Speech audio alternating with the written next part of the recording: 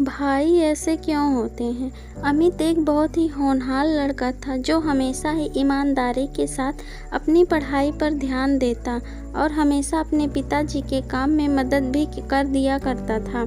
ऐसे तो वह बस सिर्फ 12वीं कक्षा का छात्र था, लेकिन फिर भी उसमें गजब का आत्मविश्वास था कि वह अकेले ही अपने पिता का काम संभाल लेता था और साथ में पढ़ाई पर भी ध्यान देता था।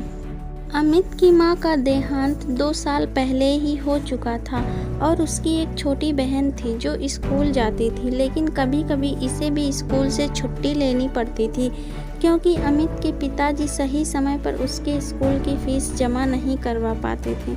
छोटी बहन को पढ़ाई का शौक नहीं था, लेकिन फिर भी अपने भाई के कहने पर वह पढ़ाई करने लगती थी। एक दिन छोटी बहन के पड़ोस में रहने वाली उसकी सहेली ने उसे अपने बर्थडे में आने के लिए कहा था।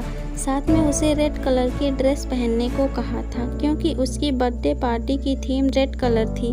अमित की बहन इतनी समझदार नहीं थी और वह बार बार अपने भाई से जिद करने लगी, भैया मुझे नई ड्रेस खरीद कर दो। कल मुझे अमृता के बर्थडे में जाना है जहाँ रेड कलर पहनना होगा। ऐसे में अगर मैं नहीं पहनूंगी तो लोग मेरी हंसी उड़ाएंगे और मुझसे कोई दोस्ती नहीं करेगा। अमित, अरे ड्रेस से क्या लेना देना है, तू बस जा उस पार्टी में जाकर मज़े करके आना। बहन रोते हुए, नहीं भैया मुझे तो वही ड्रेस चाहिए, नहीं तो मैं बर्थडे पार्टी में नहीं जा पाऊँगी। अमित अपनी बहन से बहुत प्यार करता था और इसी वजह से उसने अपनी बहन के लिए नई ड्रेस लाकर दे दी जो लगभग 1500 रुपये की थी और जिसके लिए उसने अपने दोस्त से उधार भी ले लिया था। ऐसे तो वह बहुत स्वाभिमानी था, लेकिन अपनी बहन के आगे वह सब कुछ भी नहीं कर पा रहा था। अमित के पिताजी, तू अपनी बहन को बिगाड़ते जा रहा है, दिन ब दिन उसकी ख्वाहिशें बढ़ती जा रही हैं। देख बेटा, उसके अंदर भी तो यह समझदारी होनी चाहिए कि वह हमारी मजबूरी को समझ सके। हम इतने पैसे वाले नहीं हैं। यह सब बातें दूर से ही अमित की बहन सुन रही थी और उसे यह सुनकर अच्छा नहीं लगा कि उसके पिताजी ने उसे कुछ भी देने से मना किया और उसे समझदार होने की बात की है। उसके हिसाब से तो वही सबसे समझदार लड़की थी। उसने अपने पिताजी और भाई की मजबूरी को भी सुनते हुए नज़रअंदाज कर दिया था क्योंकि उसे तो अपनी मर्जी का हर वह सामान मिल जाता था जो वह चाहती थी। अमित दिन भर अपना काम करता और रात में पढ़ाई किया करता था। वह अपनी पढ़ाई को छोड़ना नहीं चाहता था। यूं ही एक दिन वह पढ़ाई कर रहा होता है, अचानक उसके दोस्त राजीव का फ़ोन आता है जो उससे कल होने वाली पार्टी में चलने के लिए कहता है। राजीव, अरे चल ना यार, वैसे भी तू रोज़ रोज़ काम करता है, कभी हम दोस्तों के लिए भी समय निकाल लिया कर। अमित, हाँ हाँ क्यों नहीं, मैं भी तुम लोगों के साथ चलना चाहता हूँ, लेकिन क्या करूँ, मजबूरी है। मेरे पास तो पहनने के लिए अच्छे कपड़े भी नहीं हैं और ना ही मैं अपने पिताजी को ऐसी कोई ख्वाहिश करना चाहता हूँ ताकि मेरे पिताजी परेशान हो जाएं। राजीव के बहुत कहने पर भी अमित तैयार नहीं होता और वह हमेशा पढ़ाई पर ही ध्यान लगाना चाहता है। यह सब बात होते हुए अमित की बहन सुन लेती है, जिसे थोड़ा थोड़ा अफसोस होने लगता है कि जो भाई उसके लिए सब कुछ करने को तैयार है वह खुद के लिए कभी कुछ कर ही नहीं पाता। ऐसे में अचानक ही अमित के पिताजी को किसी दूसरे शहर जाना पड़ा जहाँ पर कुछ ज़रूरी काम आ पड़ा था। अमित की बहन, भाई मेरी सहेली बता रही थी कि शहर के मॉल में एक बहुत अच्छी प्रदर्शनी लगी है जहां पर बहुत तरह तरह के डिजाइनर कपड़े मिल रहे हैं, वह भी सस्ते दामों में। मुझे भी वहां से कोई अच्छी सी ड्रेस लेकर दे दो ना, जिसे मैं अपने बर्थडे में पहन सकूं और मेरी सहेलियों को नीचा दिखा सकूं। अमित, तुम यह गलत सोच रही हो। हमें कभी किसी को नीचा नहीं दिखाना चाहिए, बल्कि अपने कर्मों पर भरोसा रखना चाहिए। बहन, भैया आप ही मुझे दिला सकते हैं, नहीं तो पिताजी तो हमें लेने ही ना दें। दिन भर अपनी मजबूरी बताते रहते हैं और कभी मेरा ध्यान भी नहीं रखते हैं।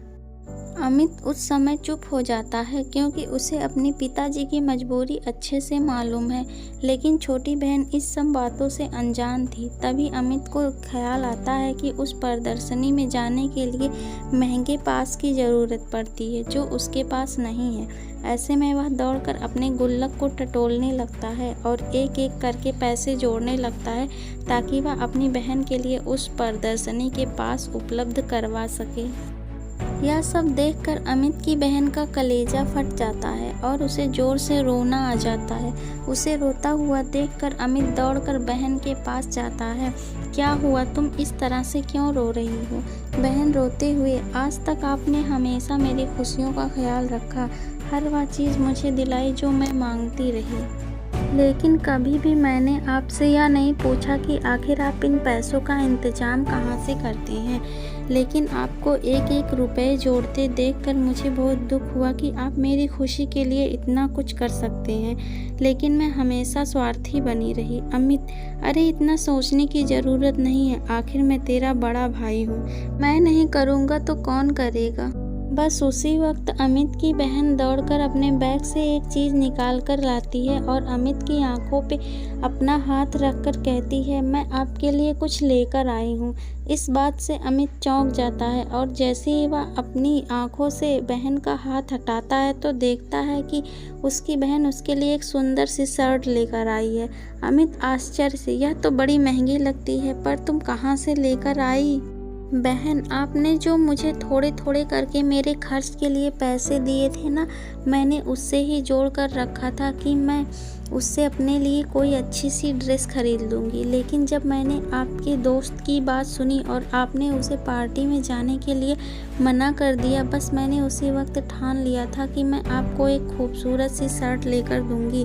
उम्मीद करती हूँ आपको यह शर्ट पसंद आएगी। अमित खुश होते हुए, अरे यह तो बहुत ही अच्छी है, मैं तो सोच भी नहीं सकता कि मेरे लिए कोई इतना भी कर सकता है। बहन भावुक होते हुए, यह तो मेरी तरफ से एक छोटा सा तोहफा है, लेकिन आज तक आपने जो मुझे प्यार और सम्मान दिया है उसकी तो कोई भी तुलना नहीं की जा सकती।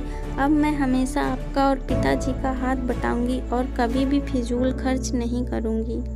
वह बात सही है, जितनी चादर होती है हमें पैर भी उतना ही फैलाना चाहिए।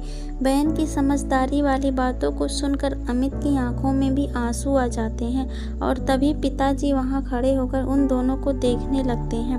अब पिताजी की आंखों में भी अमित के साथ साथ बहन के लिए भी गर्व के भाव आ जाते हैं और वे दोनों बच्चों को गले से लगा लेते हैं।